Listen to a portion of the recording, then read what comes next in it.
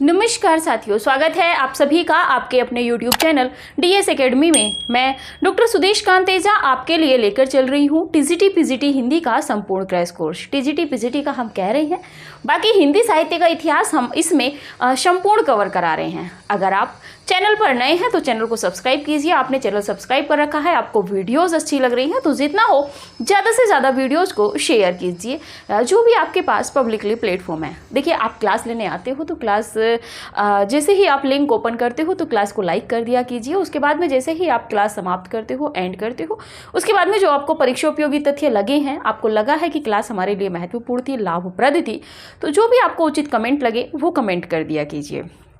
हम अभी पीछे एक क्लास में कमेंट देख रहे थे तो बहुत ज़्यादा सभी बच्चों के कमेंट्स आ रहे थे कि जो तुलसीदास हैं उनको पढ़ के आनंद आ गया। अभी आपने तुलसीदास जी को पूरा नहीं पढ़ा है। अगर आपको पूरा ही पढ़ना है, उनके संबंध में जो आलोचकों ने कथन कहे हैं या उनकी जो पंक्तियां हैं या अन्य राम भक्त कवियों की जो पंक्तियां हैं, वो हम आपको PDF notes, hand written notes में व्हाट्सएप ग्रुप में देंगे। आप वहाँ से पढ़िएगा, तब देखिएगा कि तुलसीदास से आने वाले प्रश्नों में आपसे कुछ भी नहीं बचेगा। अगर आपने गहनता से अध्ययन कर लिया, जितना हमने पढ़ाया है, अगर आपने उतना भी पढ़ लिया तो आपका बेड़ा पार हो जाएगा। बात करें, हम कमेंट की बात कर रहे थे कि हमें कमेंट देखने को मिल रही थी कि क्लास बहुत अच्छी है और आनंद आ जाता है। तो देखिए, आपको तो आनंद आ जाता है, आपने तुलसीदास जी को पढ़ा, आप क्लास लेते हो, क्योंकि मेरा उद्देश्य हमेशा यही रहता है कि आपको एक या दो बार ही अपना नोट्स खोलना पड़े, ज़्यादा आपको अपना नोट्स भी ना पढ़ना पड़े, क्योंकि सभी किताबों का मिश्रण मैं लेके आपके लिए चल रही हूँ। आपको एक कवि को या एक समय संदर्भ विशेष को पढ़ के, जैसे आपने अभी राम भक्ति काव्य अभी आपने पीछे पढ़ा है, तो उसमें क्या है कि आपको उसको पढ़ के लग जाए कि हाँ, यहाँ से राम भक्ति काव्य से यदि कोई प्रश्न बनेगा तो हमारा प्रश्न नहीं चूकेगा। इतना हमने आपको मैटर दिया है। जो मैटर बचा है वो आपको व्हाट्सएप ग्रुप में मिलेगा, ये हमने पहले ही कह दिया। जिनको ज्वाइन होना है वो डिस्क्रिप्शन में लिंक दे रखा है, ज्वाइन हो जाइए।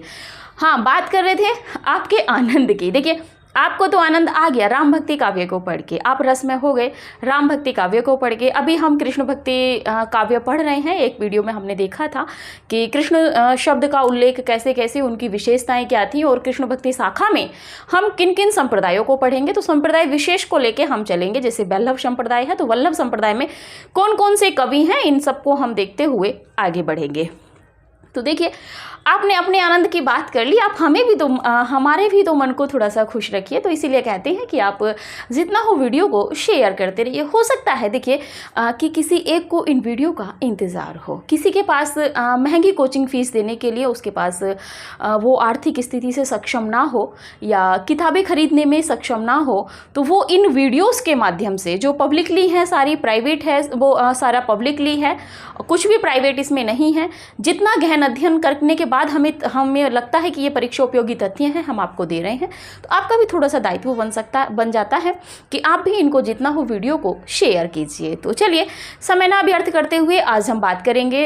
इस समय हम चल रहे थे राम भक्ति कृष्ण भक्ति काव्य में। अभी राम भक्ति से निकले हैं तो अभी राम ही मन में समाये हुए हैं, अभी कृष्ण को स्थान बनाना थोड़ा सा समय लगेगा।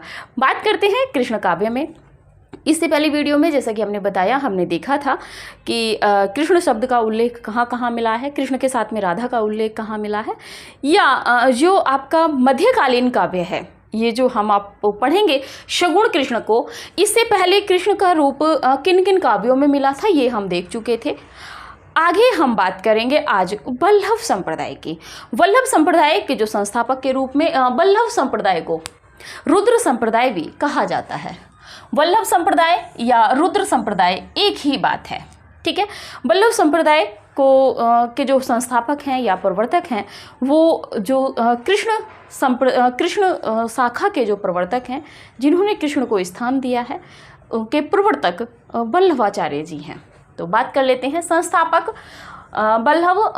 वल्लभ संप्रदाय के संस्थापक कौन है, तो वल्लभाचार्य जी हैं। समय की बात करें तो विक्रम संवत 1535 से 1587 इनका समय ठहरता है। किनका? वल्लभाचार्य जी का। आगे बढ़ेंगे इनके विषय में और देख लेते हैं इनके संप्रदाय के विषय में। वल्लभाचार्य के अनुसार श्री कृष्ण ही पूर्णानंद स्वरूप पूर्ण पुरुषोत्तम ब्रह्म हैं।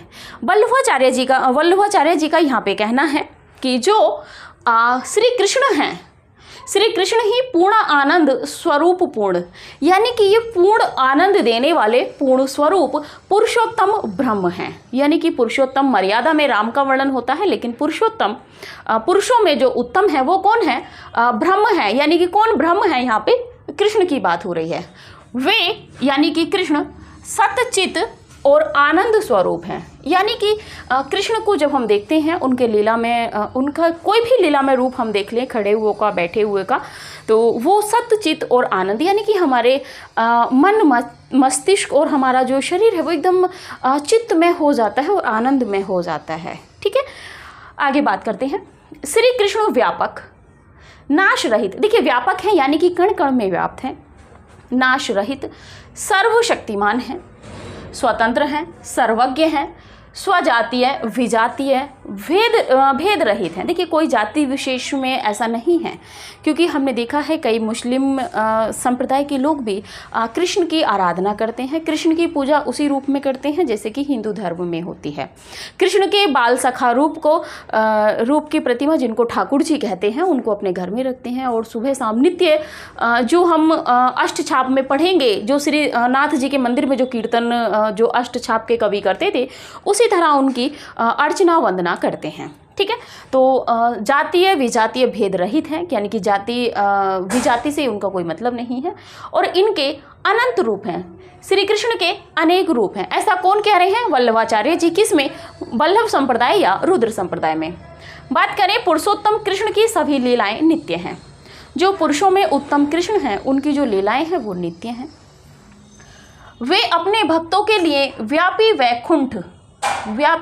वैकुंठ में अनेक प्रकार की क्रीड़ाएं करते रहते हैं। उनको लगता है कि मेरा भक्त जो मेरी उपासना कर रहा है या जो मेरा भक्त है उसके लिए मैं इस तरह की क्रीड़ा कर सकता हूँ, इस तरह की लीला कर सकता हूँ। जैसा कि आपने देखा होगा, जब हम सूरदास को पढ़ेंगे तब देखेंगे, लेकिन उससे पहले अगर श्री कृष्ण को हर कोई जानता है, उनके स्वरूप को हर कोई जानता है, तो बाल लीलाएं जो हैं उनकी आप उनको भी देख सकते हैं।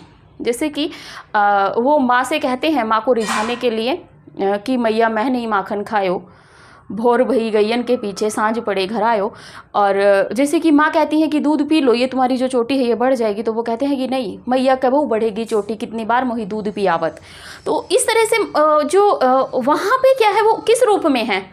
उनकी जो भक्त हैं, हालांकि माँ के रूप में है, लेकिन जो भक्त हैं यशोदा माँ, उनको भी रिझाते हैं, वो भी एक भक्त के रूप में ही हैं। ठीक है, आगे है वल्लभाचार्य के दर्शन का आधार शुद्ध अद्वैतवाद था। हम जब वाद पढ़ रहे थे, अद्वैतवाद, शुद्ध अद्वैतवाद, हमने जो दर्शन पढ़े थे, जैसे ही हमने शगुण भक्ति काव्यधारा शुरू की थी, उसमें हमने शुरू में ये सारे दर्शन और वाद पढ़े थे। आप जो भी नए जुड़ रहे हैं, इसीलिए कहते हैं कि प्लेलिस्ट में जाके क्लास संख्या 1 से आप देखिएगा तो आपको बहुत अच्छे से समझ में आ जाएंगी चीज़ें। तो वल्लभाचार्य के दर्शन का आधार शुद्ध अद्वैतवाद था, जिसके प्रवर्तक कौन थे? विष्णु स्वामी जी थे। ठीक है, तो शुद्ध अद्वैतवाद, शुद्ध अद्वैतवाद यानी कि पूर्ण रूप से शुद्ध हैं, उसमें कोई भी मिलावट नहीं है। ठीक है, उस समय हमने समझाया भी था कि जैसे शुद्ध सोना होता है, उसका आप कोई भी आभूषण बनाइए तो वो सोना ही रहेगा। ठीक है, आगे बात कर लेते हैं। वल्लभाचार्य ने कृष्ण के पूर्ण ब्रह्म, नित्य निकुंज बिहारी, पुरुषोत्तम रूप का वर्णन अपने पदों में किया है। किस तरह के वल्लभाचार्य ने अपने पदों में कृष्ण का वर्णन किया है? पूर्ण ब्रह्म के रूप में भी, नित्य निकुंज बिहारी के रूप में भी, और पुरुषोत्तम कृष्ण के रूप में भी वर्णन किया है। वल्लभाचार्य ने साधना और व्यवहार क्षेत्र में शुद्ध अद्वैत दर्शन के साथ जिस भक्ति को स्थान दिया, उसका आधार उन्होंने पुष्टि मार्ग को बनाया है।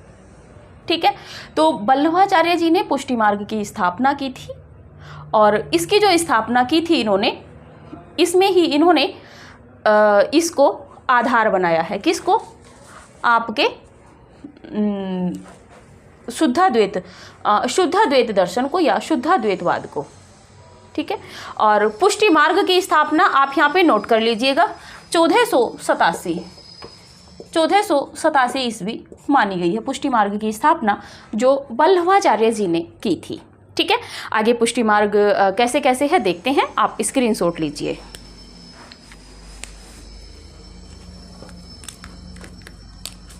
चलिए, थोड़ा सा विस्तृत हम जल्दी से हम लोगों को चलना होगा, क्योंकि समय हम लोगों के पास कम है, हमें भी लग रहा है, इसीलिए क्लासेस की संख्या बढ़ाई जा रही है। आप देखिए ना देखिए, चैनल को शेयर कीजिए, वीडियोस को, या ना कीजिए, लाइक कीजिए, ये आपके ऊपर डिपेंड करता है। हमने आपसे कुछ गुरु दक्षिणा के रूप में नहीं लिया है, अब आपकी ईमानदारी पर है कि आप हमें सपोर्ट करते हैं कि नहीं। बात कर लेते हैं पुष्टि मार्ग। पुष्टि मार्ग, ठीक है। पुष्टि मार्ग में है भगवत अनुग्रह कृपा को, भगवत अनुग्रह या कृपा को पुष्टि मार्ग कहते हैं।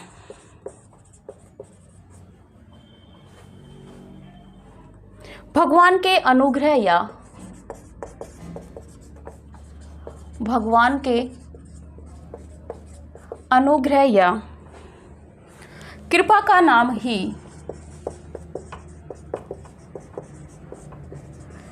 ही पोषण है, यही पुष्टि है, यही पुष्टि है। और इसी पुष्टि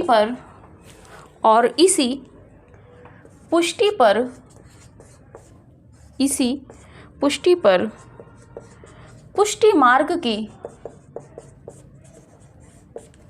भक्ति पद्धति अवलंबित है। आगे बात करें, श्री वल्लभाचार्य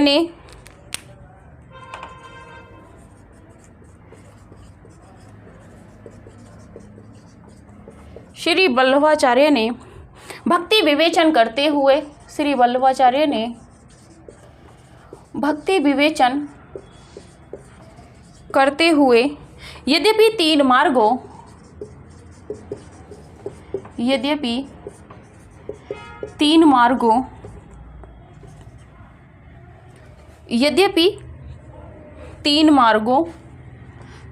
कौन कौन से हैं? पहला है मर्यादा मार्ग, प्रवाह मार्ग और पुष्टि मार्ग का उल्लेख किया है। मार्ग का उल्लेख किया है, ठीक है। पहले नंबर पर बात कर लेते हैं मर्यादा मार्ग। मर्यादा मार्ग में वे जीव आते हैं, मर्यादा मार्ग में वे जीव आते हैं जो वेद आदि धर्म ग्रंथों का अनुसरण करके ईश्वर प्राप्ति या स्वर्ग प्राप्ति की कामना रखते हैं, या स्वर्ग प्राप्ति की कामना रखते हैं, ठीक है। दूसरे नंबर पर बात कर लेते हैं प्रवाह मार्ग या जीव जो भी है, प्रवाह मार्ग का अनुसरण, प्रवाह मार्ग का अनुसरण वे जीव करते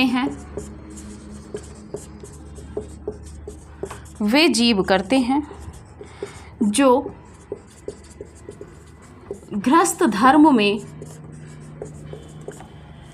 धर्म में रहकर उपासना करते हैं, गृहस्थ धर्म में रहकर उपासना करते हैं, परंतु सांसारिक सुखों से करते हैं, परंतु सांसारिक सुखों के लिए सांसारिक सुखों में पूर्ण रूप से लिप्त रहते हैं, पूर्ण रूप से लिप्त रहते हैं और ईश्वर से रहते हैं और ईश्वर से मोक्ष की कामना करते हैं।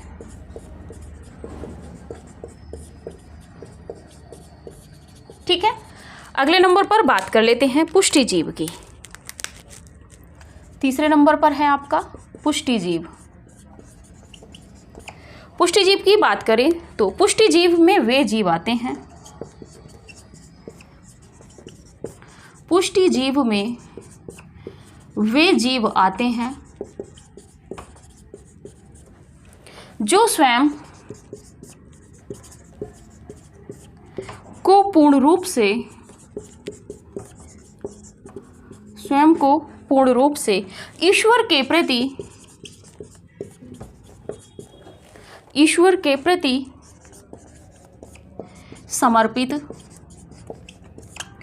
के प्रति समर्पित कर देते हैं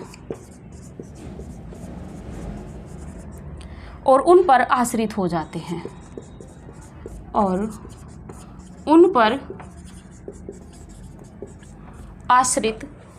हैं ठीक है, चलिए देखते हैं तथ्यों को। बात करते हैं पुष्टि मार्ग। पुष्टि मार्ग का मतलब होता है कि पुष्टि, बात करें भगवत अनुग्रह या कृपा को पुष्टि मार्ग कहते हैं। यानी कि भगवत या जो वेद हैं या भागवत पुराण, इनके आधार पर जिसमें बताया जाता है कि हम जो ईश्वर के अनुसरण या ईश्वर की प्राप्ति करेंगे, उसमें हमारे ये रास्ते हैं। ठीक है, यानी कि हम पूर्ण रूप से भगवान की भक्ति पर ही आश्रित होंगे, यानी कि वही हमें पुष्ट करने वाला है, यानी कि हमारी जो भी देख रेख है वो सब ईश्वर ही करेगा। ठीक है, इसी में बात करते हैं कि भगवान के अनुग्रह या कृपा से, भगवान की जब हम पे कृपा होती है तो उसको पुष्टि कहते हैं, और उस कृपा को पाने का जो मार्ग होता है उसको पुष्टि मार्ग कहते हैं। अनुग्रह या भगवान के अनुग्रह या कृपा का नाम ही पोषण है, यानी कि भगवान की कृपा या जब उनका जो अनुग्रह हम पे होता है तो उसी को हम पोषण मान लेते हैं कि अब हम पे भगवान की कृपा होगी। जैसे कि आप अपने ऊपर इसको रखिएगा थोड़ा सा कि अगर आप ईश्वर में बहुत ज़्यादा आस्था रखते हैं, साथ में आप तैयारी भी करते हैं, मेहनत भी करते हैं, यानी कि वो मार्ग भी आप अपना रहे हैं जिससे कि आपका लक्ष्य आपको मिल जाए। जब आपको आपका लक्ष्य मिल जाता है तो कहीं ना कहीं आपको लगता है कि ईश्वर ने हम पे ये कृपा कर दी है। ठीक है, यानी कि हमारा पोषण कर दिया है। पोषण का मतलब जैसे जो भी कोई माँ अपने बच्चे को भोजन देती है। ठीक है, यही पुष्टि है और इसी पुष्टि पर पुष्टि मार्ग की भक्ति पद्धति अवलंबित है। ठीक है, आगे देखते हैं कि इस पुष्टि को पाने की जो भक्ति का जो मार्ग है वो कौन कौन सा है। तो श्री वल्लभाचार्य ने भक्ति का विवेचन करते हुए यद्यपि 3 मार्गों का उल्लेख किया है। कौन कौन से 3 मार्ग हैं? पहला है मर्यादा मार्ग, दूसरा है प्रभा मार्ग, तीसरा है पुष्टि मार्ग। यहाँ से प्रश्न टीसीटी पीसीटी में अनेक बार बना है, आप ध्यान करके चलिएगा, समझ लीजिएगा तो आपको कठिनाई नहीं होगी। बात करते हैं मर्यादा मार्ग की। मर्यादा मार्ग में वे जीव आते हैं, यहाँ पे जीव कहें या इससे पहले जब हम बात कर रहे थे अद्वैतवाद शुद्धाद्वैतवाद जितने भी दर्शन थे उसमें हमने बताया था कि जीव किसको कहा गया है? जीव कहा गया है आत्मा को। तो मर्यादा मार्ग में वे जीव आते हैं, यानी कि हम आते हैं जो वेद आदि धर्म ग्रंथों का अनुसरण करके ईश्वर प्राप्ति या स्वर्ग प्राप्ति की कामना रखते हैं। इसमें वो लोग आते हैं, एक तरीके से देखिए कोई अगर यहाँ पे द्विज हो तो वो अपने आप में अन्यथा ना लीजिएगा। इसमें जैसे कि शास्त्र और वेदों में जो अनुसरण बताया जाता है कि इस दिन आप इसका पाठ कीजिए, मंगलवार को चालीसा पढ़िए या शनि या बाकी के और भी जो नियम बताए जाते हैं, या कृष्ण की जिस तरह से उपासना की जाती है। तो धर्म ग्रंथों का जो अनुसरण करके, भगवत गीता को पढ़ के, रामायण को पढ़ के, इन सब को पढ़ के जो भक्ति का आधार माना, भक्ति को प्राप्त किया जाता है, ईश्वर को प्राप्त किया जाता है भक्ति के माध्यम से। तो वो जीव किस में आती हैं? वो आत्माएं मर्यादा मार्ग में आती हैं कि मर्यादा में रहकर वो धर्म ग्रंथों का अनुसरण करके, उनका पालन करके ईश्वर को प्राप्त करती हैं और अपनी मोक्ष की या स्वर्ग प्राप्ति की कामना करती हैं। ठीक है, तो मर्यादा में ये जीव आगे, मर्यादा में वो जो धर्म ग्रंथों का आधार लेकर या उनका अनुसरण करके भक्ति को, ईश्वर को पाते हैं।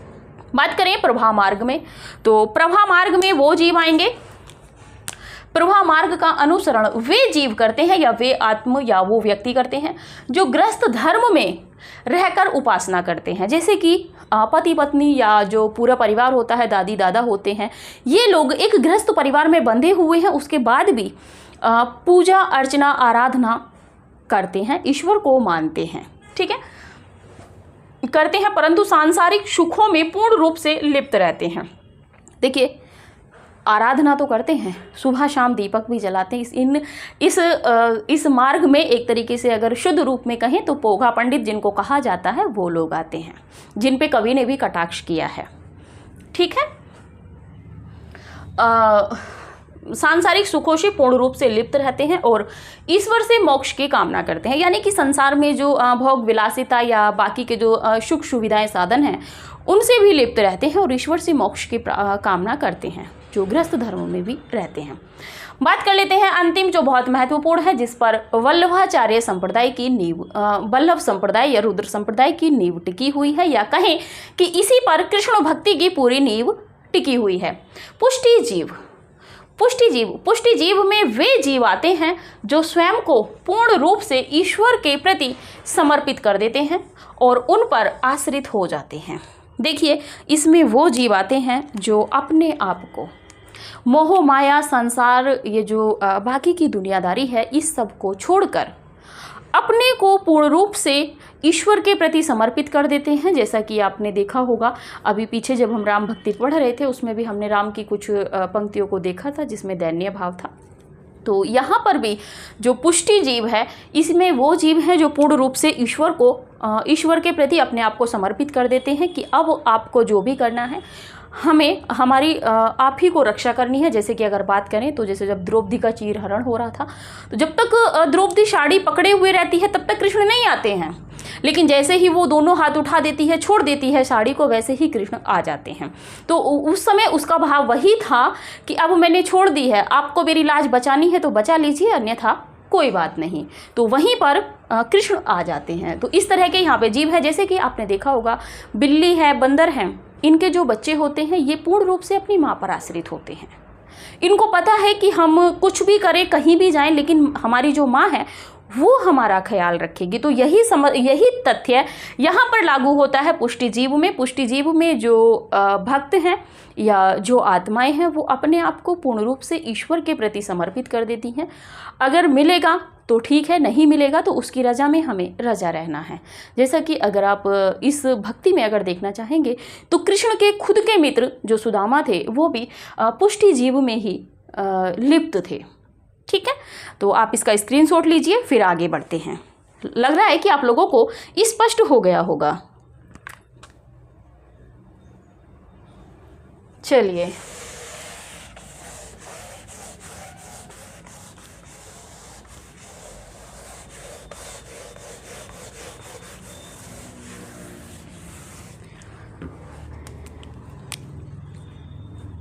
पुष्टि मार्गी भक्ति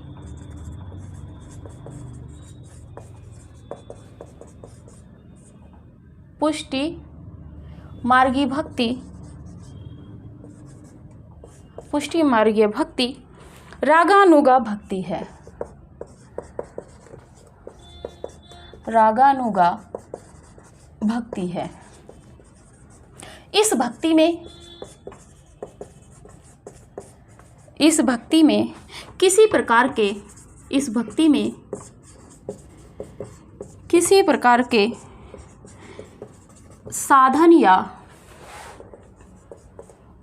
या कर्म कांड की अपेक्षा नहीं होती, अपेक्षा नहीं होती। ठीक है, आगे बात कर लेते हैं। पुष्टि मार्गीय भक्ति के 3 फल हैं। पुष्टि मार्गीय भक्ति के 3 फल हैं। कौन कौन से 3 फल हैं देखते हैं। पहले नंबर पे बात करें तो रस रूप पुरुषोत्तम, रस रूप पुरुषोत्तम के स्वरूपानंद की शक्ति, नंद की शक्ति प्राप्त कर उसकी लीला में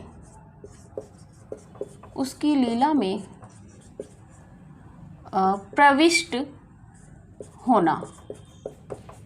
दूसरे नंबर पे बात करें तो पूर्ण पुरुषोत्तम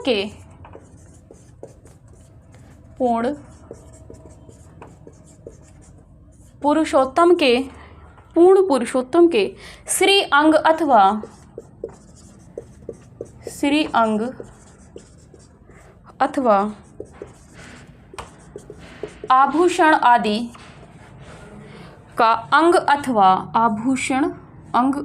आभूषण आदि का अंग बनना, आभूषण आदि का अंग बनना। ठीक है, तीसरे नंबर पर बात कर लें प्राकृत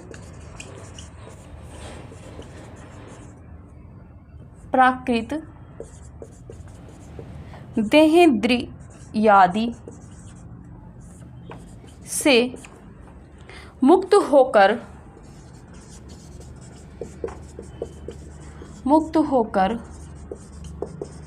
अप्राकृत शरीर में भगवान के बैकुंठ आदि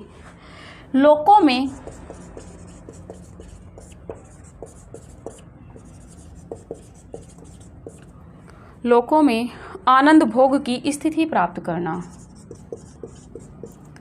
आनंद भोग की स्थिति प्राप्त करना।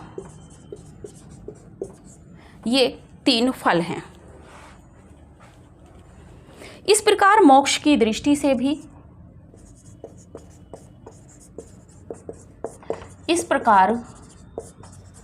मोक्ष की दृष्टि से भी पुष्टि मार्ग को अधिक सुकर बताया गया है। दृष्टि से भी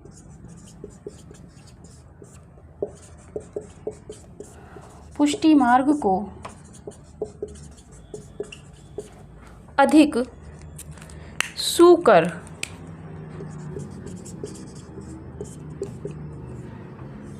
अधिक श्रेष्ठ बताया गया है। ठीक है, आगे बात करें तो वल्लभ संप्रदाय की प्रधान पीठ या गद्दी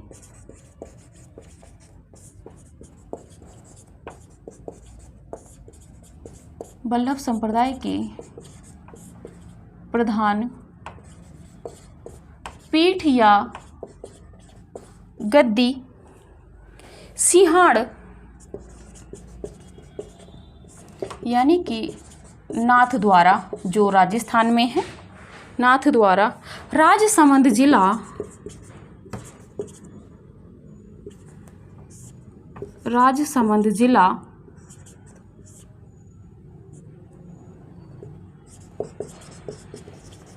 राजस्थान में महाराज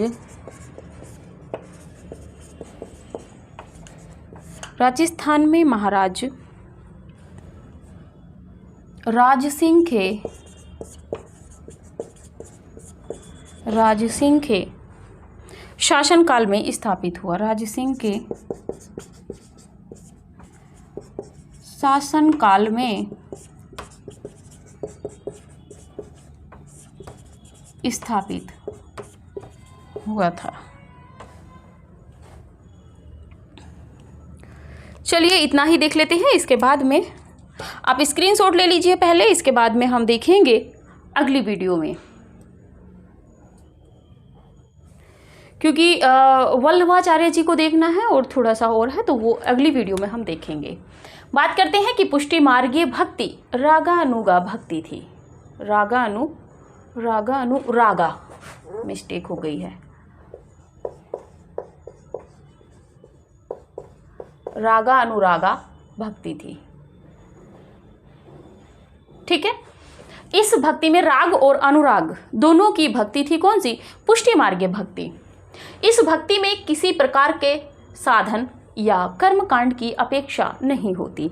ये जो आपकी भक्ति है पुष्टि मार्गीय भक्ति, इसमें किसी प्रकार का साधन जैसे कि तंत्र साधना, मंत्र साधना, ये सब इसमें नहीं होती है। जैसे कि हमने सूफियों में देखा, संतों में देखा, इस तरह का यहाँ पे नहीं होता है।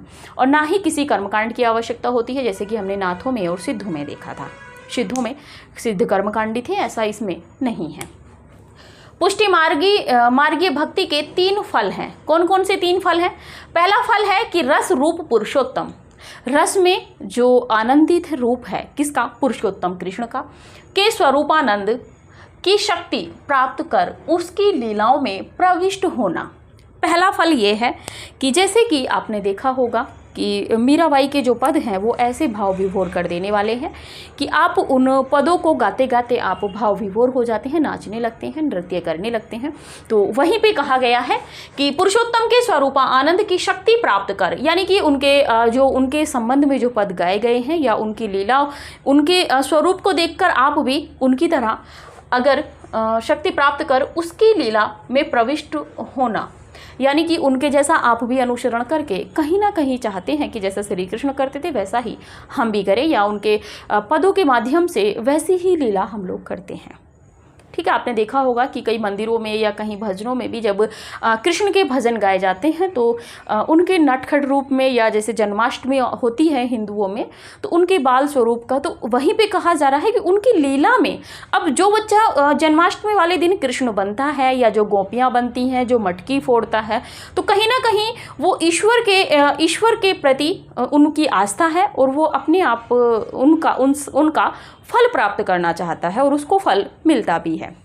आगे बात करते हैं दूसरे फल की, पूर्ण पुरुषोत्तम, यानी कि जो पूर्ण रूप से ईश्वर है, पुरुषोत्तम कृष्ण है, के श्री अंग अथवा आभूषण आदि का अंग बनना। जैसे कि आपने देखा होगा कि कई पद भी रहते हैं कि हम कृष्ण की बांसुरी बन जाएं या हम ये बन जाएं।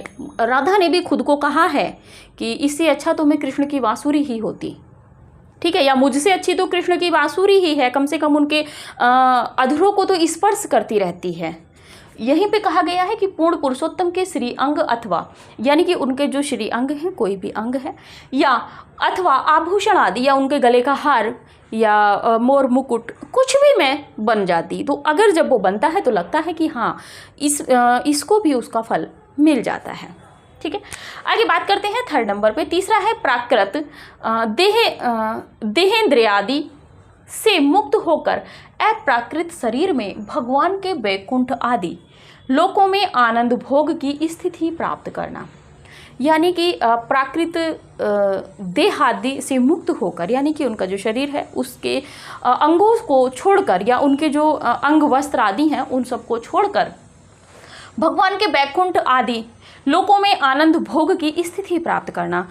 यही मन में अपनी स्मृति में इन तथ्यों को लाकर कि हम ईश्वर जो वैकुंठ में बैठे हुए हैं तो वो इस तरह से नृत्य लीलाएं कर रहे हैं, हम उन्हीं के जब अपना तन मन सब उनकी ओर अग्रसर हो जाते हैं या लगा देते हैं तो कहीं ना कहीं हमें लगता है कि ईश्वर हमें उसका भी फल हमें देता है। ठीक है, तो ये 3 प्रकार के फल हैं। पहला है कि आपको मतलब उनके रूप में आनंदित होना होता है, उनकी शक्ति के रूप में या कोई लीला करके।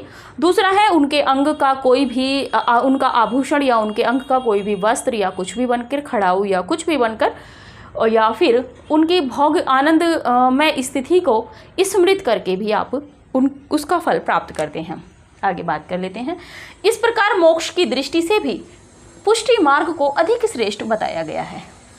इन तीनों फलों को, ये जो 3 फल हैं, इनको देखते हैं तो स्पष्ट होता है कि मोक्ष की दृष्टि से जो पुष्टि मार्ग है ये सर्वश्रेष्ठ भक्ति है। पुष्टि मार्ग भक्ति जो है ये सर्वश्रेष्ठ है। वल्लभ संप्रदाय की प्रधान पीठ या गद्दी सिहाड़ कहाँ पर? नाथ द्वारा राजसमंद जिला, ये कहाँ पे है? आपके राजस्थान में महाराज राज सिंह के शासनकाल में स्थापित हुआ था। तो ठीक है, वल्लभ संप्रदाय की प्रधान पीठ या गद्दी कहाँ स्थापित हुई थी? तो सिहाड़ नाथ द्वारा राजसमंद जिला राजस्थान में महाराज राज सिंह के शासनकाल में स्थापित हुई थी। तो हमें लगता है आज की क्लास हमें यहीं पे रख देनी चाहिए, थोड़ा सा कम समय हुआ है, लेकिन अगली वीडियो में हम देखेंगे वल्लभाचार्य जी को, बाकी श्रीनाथ जी का मंदिर और उनसे संबंधित कुछ होगा तो हम कथन भी देख लेंगे। तो विस्तृत रूप से हम अगली वीडियो में चर्चा करेंगे। वल्लभ संप्रदाय हमारा यहीं तक रहता है और वल्लभ संप्रदाय के आगे जो हम देखेंगे कि वंदना किस किस रूप में हुई है, किस किस तरह कृष्ण को उठाया जाता है, जगाया जाता है, ये सब जो भी उनकी दिनचर्या हैं, बाकी के तथ्य हैं, वो सब हम देखेंगे अगली वीडियो में। देखिएगा कि आप अगली वीडियो और भी आनंदमय होने वाली है। इतना आनंद आपको राम काव्य पढ़कर नहीं आया होगा जितना आनंद आपको आने वाली वीडियोज़ में कृष्ण भक्ति काव्य में आने वाला है। तो वीडियो को लाइक कीजिए, कमेंट कीजिए, जितना हो दोस्तों में शेयर कीजिए और नोटिफिकेशन चेक करते रहिए, क्योंकि अब प्रयास यही रहेगा कि 2 वीडियो तो प्रतिदिन अपलोड होंगी और वीडियो 3 भी अपलोड हो सकती हैं। आपके फीडबैक के ऊपर डिपेंड करेगा। आपका जैसा फीडबैक हमें मिलेगा वैसे ही वीडियोज़ हम आगे बढ़ाएंगे। तो ठीक है, आज की वीडियो यहीं तक, मिलते हैं अगली वीडियो में, तब तक के लिए नमस्कार।